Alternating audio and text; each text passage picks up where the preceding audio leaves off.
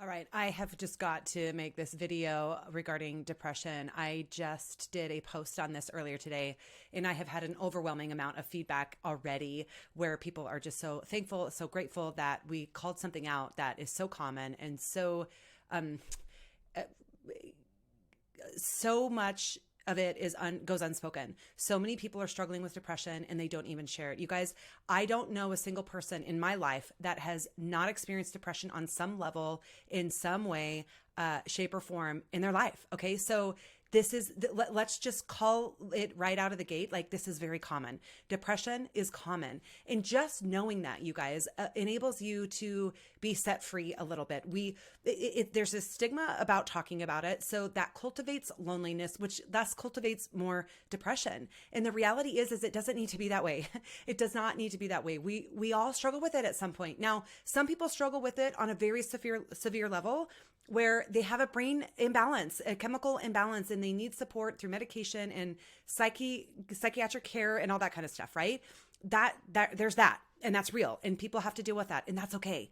And then there's other people who have circumstantial depression. I think as a world, we all went through some level of depression over COVID, right? Like, we are designed to be in community. We're designed to engage with other human beings. And we got completely isolated in a way that it was completely unhealthy for us on a mental and emotional level. Okay. So when we say circumstantial depression, what we mean is the circumstances in your life caused you to be really down. And I'll be fully transparent. We are dealing with an issue that happened within my family nearly 3 years ago. And I have been functioning and operating at this level, thinking, okay, it's good. I got to deal with it. I need to take care of my kids first, and then I've got to take care of my business second. And Brenda got put on the back burner and put on the back burner and put on the back burner while I'm pouring and pouring and pouring into all these other people. And let me be fully transparent.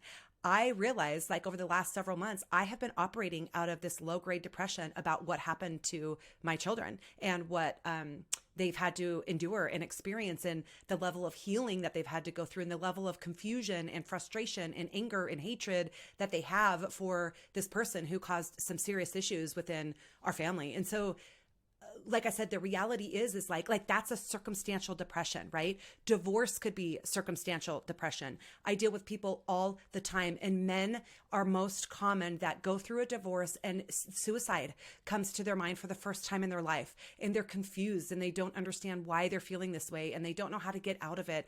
And again, I just want to remind you, this is so common. I had somebody share with me a few years ago, one of my clients, this was after we were said and done. We had gone through all the divorce course, all that kind of stuff.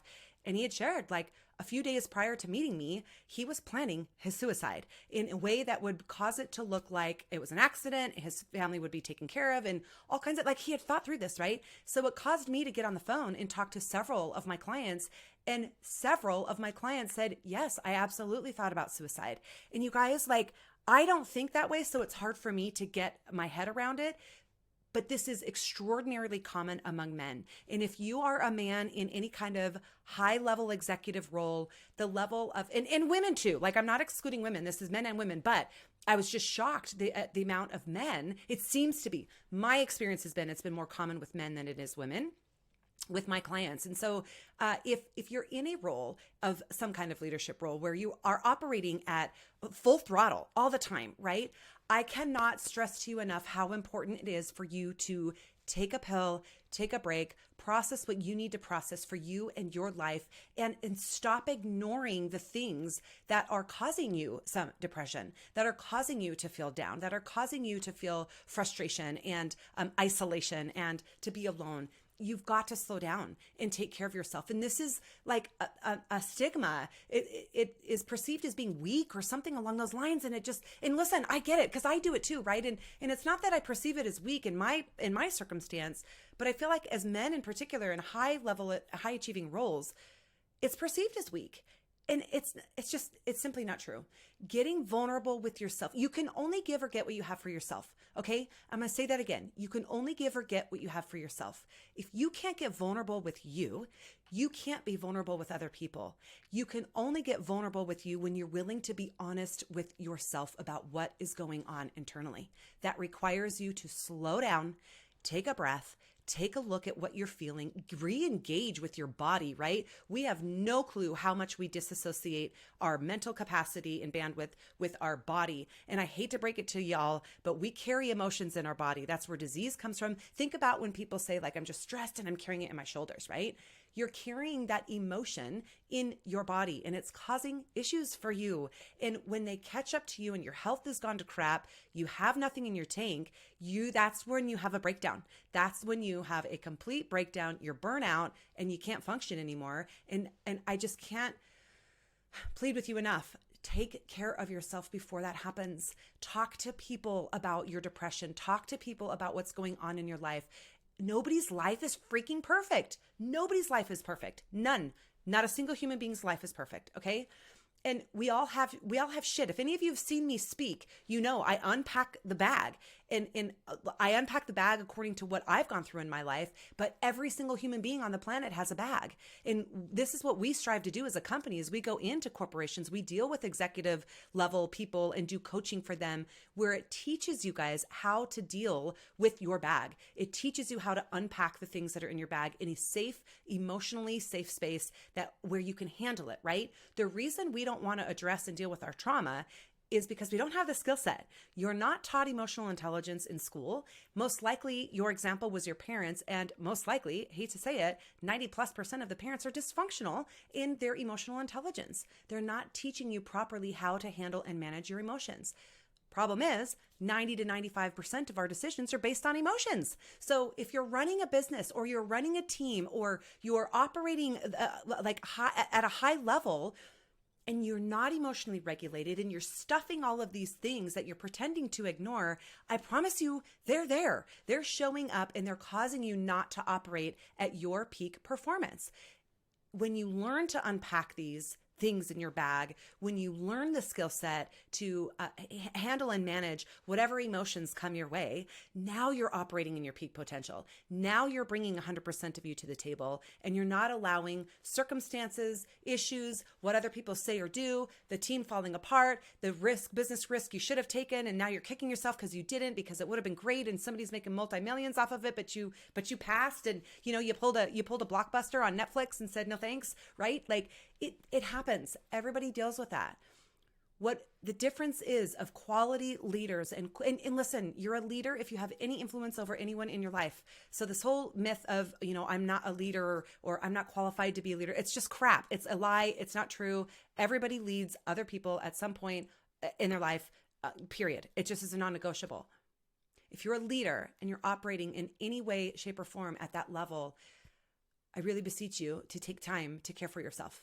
Do what you need to do for you to keep your mental health at peak performance so that you can lead your people well. I'm telling you, after doing it myself for the last 9 months, just stuffing this thing, and for the last 3 years, just helping and manage other people, it's time. It's time for you to take care of yourself. You will get on burnout. You will fall apart. And it's just absolutely ridiculous that we're not talking to our people about this. There's some level of shame that comes with, hey, I'm struggling with dealing with this thing that happened to my family. There's some level of shame that we carry when we say, holy crap, I'm getting divorced, right? It's one of the things I pull out of my bag. Like I pull a blanket out and I put this blanket on. I'm like, I had the shame of divorce. And society tells us like, it feels like an ultimate failure. It feels like an absolute ultimate failure. And it's not. Like in my case, it was the ultimate set free. It set me free in the best way possible that I could ever have asked for. Not a failure at all. It was a failure to have stayed married so long. I wouldn't change how it all went down because it's what created me to be who I am today. It's what's created my kids to be who they are today. It's what cultivated this whole business. I wouldn't be in the business that I do because of it. And there's parts of us, like there's parts of me that is so thankful for those circumstances. There's parts of me that feel shame, that used to feel shame. I don't feel shame over it at all anymore. Like I said, I'm so thankful. But those parts of us, we have to work through those parts of us in order to get to the other side. One of my good friends, she calls it getting through the moat, right? We've got to get through the moat. Sometimes there's alligators in the moat. There's freaking poisonous snakes. The water's grimy and thick and we can't see, but there's the castle on the other side. And when we get to the castle, we get to our identity and we're operating out of our best self.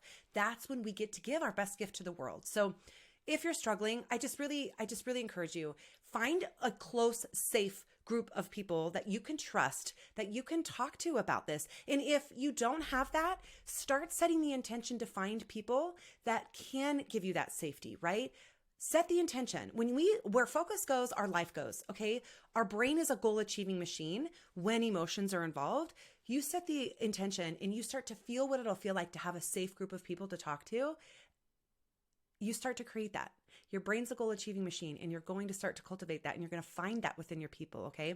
If you can't, reach out to us. This is what we do. We do executive coaching for a reason. We train people on how to deal with their emotions and help them get through it. We've got divorce specific courses. We've got corporate team leadership development courses. We're getting ready to launch and roll out individual leadership training, so that people who can't maybe afford the corporate price point, but they're like a solopreneur, entrepreneur, they want to be better leaders. They want to operate out of their best self, but they don't have the skill set. We're going to roll that out soon. So keep a lookout for that. It's coming. We're trying to do everything in our power on our end, particularly after all this COVID and what everybody's dealing with, to equip you guys to be your best. There's no better gift that you can give to the world than you being your best gift. So if you don't have those people and you need a safe place to land, call us. That's what we're here to do. And if you can do both, if you can find a community group within people around you that you can have these conversations with, please get in touch with them. Set the stage. Lead by example with vulnerability. Tell them, say, hey, listen, I called you guys here. I want to have this conversation because I'm really struggling with whatever it is. Have you guys experienced this? And do you have any support for me? Can you help me? Don't go this alone. Don't go it alone. This is so much more common. When you step out and you say these things, it gives everybody else around you permission to say, me too. Look at the Me Too movement. That's exactly what happened with the Me Too movement. Oh, jeez, that scared me. Sorry. My phone, one of my kids just broke through my do not disturb.